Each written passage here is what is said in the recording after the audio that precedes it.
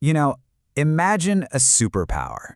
Just so dominant, so absolutely terrifying that its fall seems impossible, right?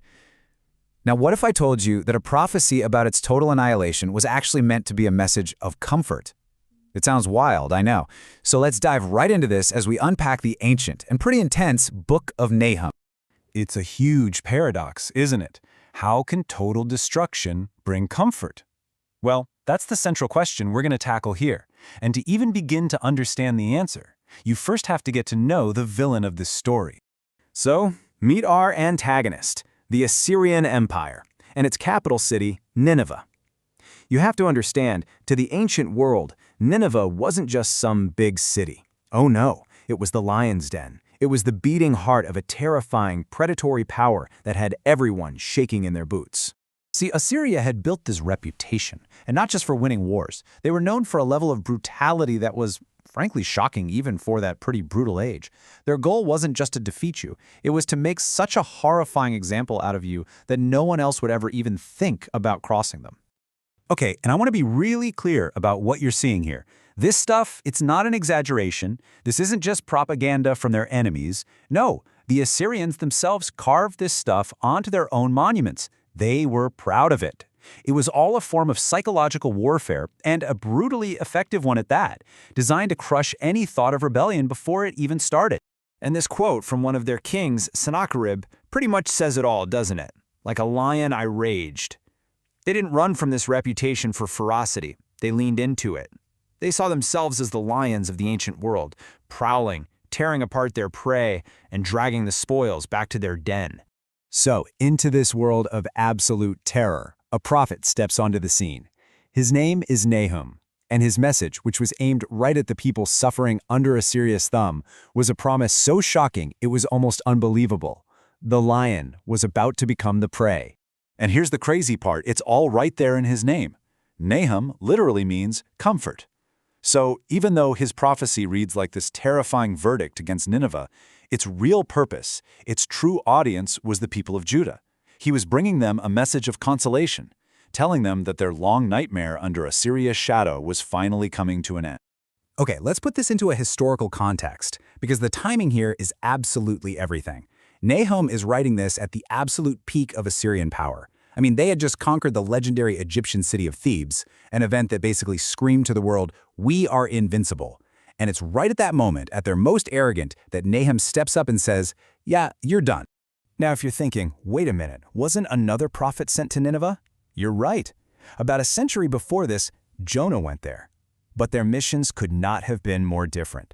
See, Jonah was sent with a warning, basically a second chance, an offer of mercy if they changed their ways. Nahum, he shows up with a verdict. The time for warnings is long gone. Judgment is here, and it's final.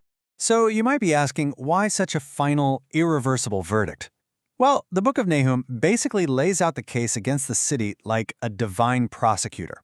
It reads like an indictment, listing all the charges that have led to this inevitable sentence.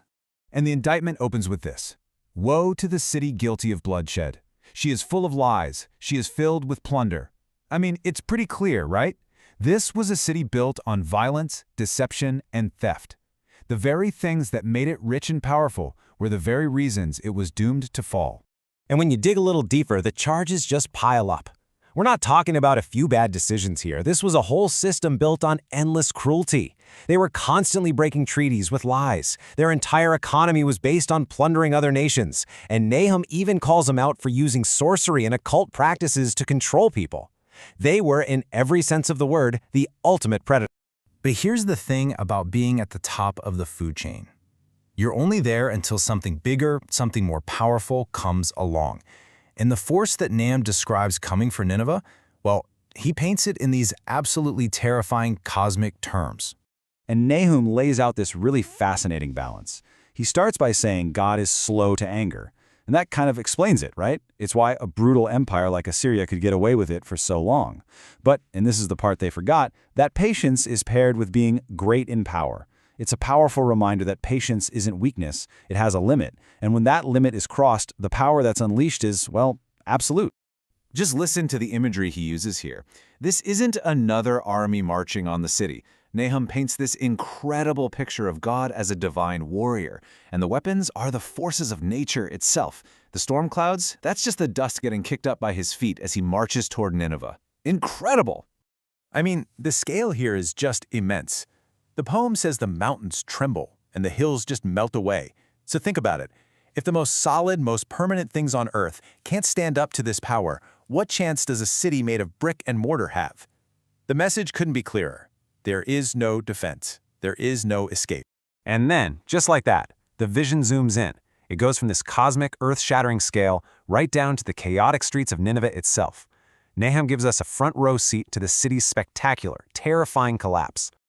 And this is where things get really wild. Look at this step-by-step breakdown. The river gates open, the palace dissolves. Why is that so specific? Because ancient historians actually tell us that a massive, unexpected flood on the Tigris River did wash away part of Nineveh's supposedly unbreakable walls. It created the breach that let their enemies, the Babylonians and the Medes, pour into the city.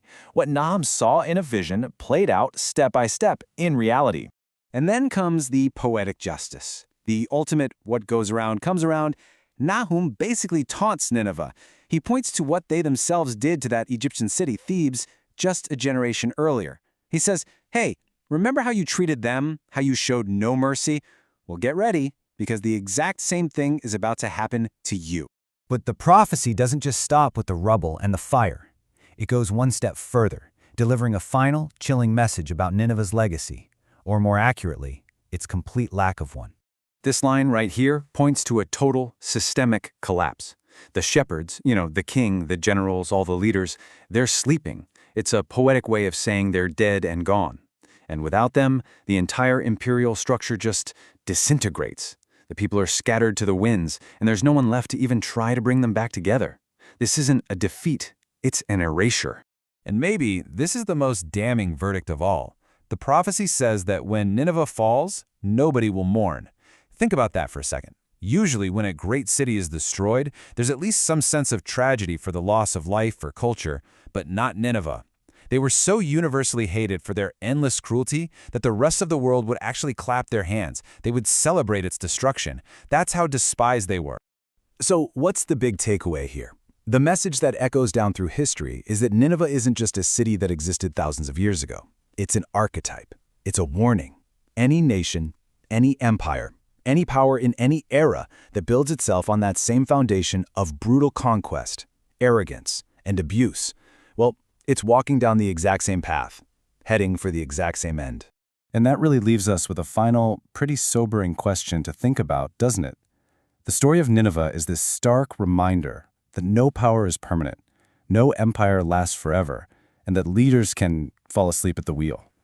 It kind of forces us to look at our own world today and ask, who are the shepherds that are sleeping now?